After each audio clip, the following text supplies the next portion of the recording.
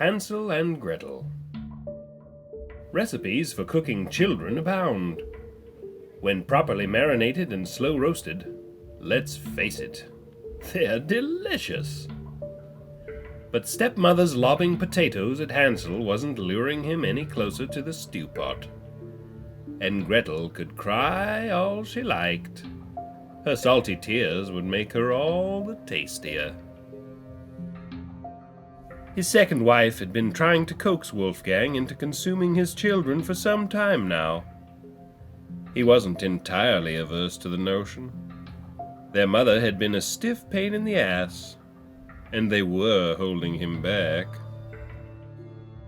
Stepmother looked round their Spartan kitchen for garnish and sturdy string to trust the children for broiling.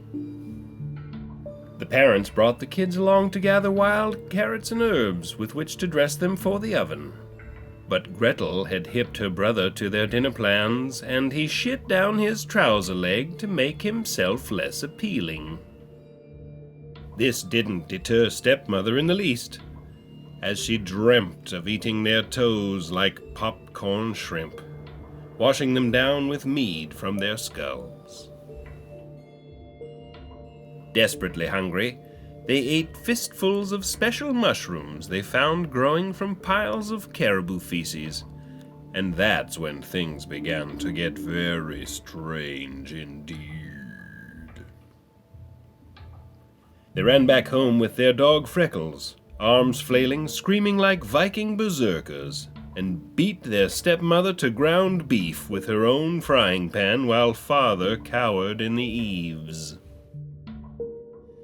Still confoundingly high, the siblings continued on to the outskirts of the forest, where they came upon a gingerbread house.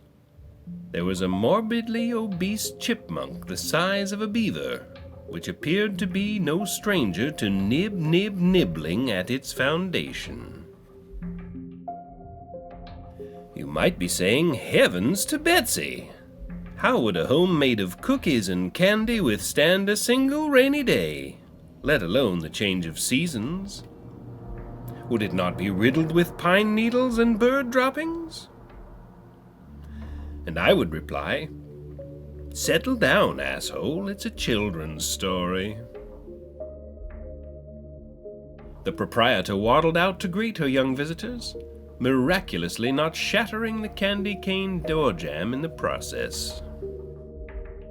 She sat the children down to a hearty supper of hog face and breast milk cheese, which she'd been curing since she'd weaned her son Eberhard some 35 years ago.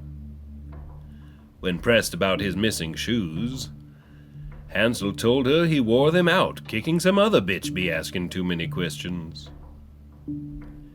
The old woman did not know quite what to make of that, and noticed while putting them to bed that Gretel's pupils were constricting and dilating rhythmically and independent of one another. The woman had earned a case of diabetes, eating her entire fudge and snickerdoodle interior, and only realized how badly her nerve-damaged feet were burning when she smelled the Parmesan-y parboiled flesh with her giant potato-sized nose, whom some say could detect a raisin fart through 8 layers of clothing. The next morning, Gretel took it upon herself to clean up the Epsom salty water the old woman had scrambled out of, knowing there was no way she and her brother could help her big ass up should the behemoth slip and fall. Hansel had found his way into the spinning basket chair the old woman had kept from her early years, working the backstrasses of Amsterdam. Gretel pinched her nose and readied another piping hot carbonated goat's milk foot bath for the old woman. The old woman warmed her severely arthritic fingers by the warmth of the fire, moaning softly from the pain. Gretel shrugged to indicate giving a shit. Then she and Hansel jumped and danced right in front of the woman, as though to mock her infirmity, then left without thanking her. Running through the forest, they chanced upon that no-account father of theirs, whom they served with emancipation paperwork, and told him that if he wished to wake up another day in those outlandish pink pants of his, he'd best get the fuck from around here. Then Hansel fed the last of their food to the pigeons, despite Gretel's best effort to shoo them away with a maxi pad.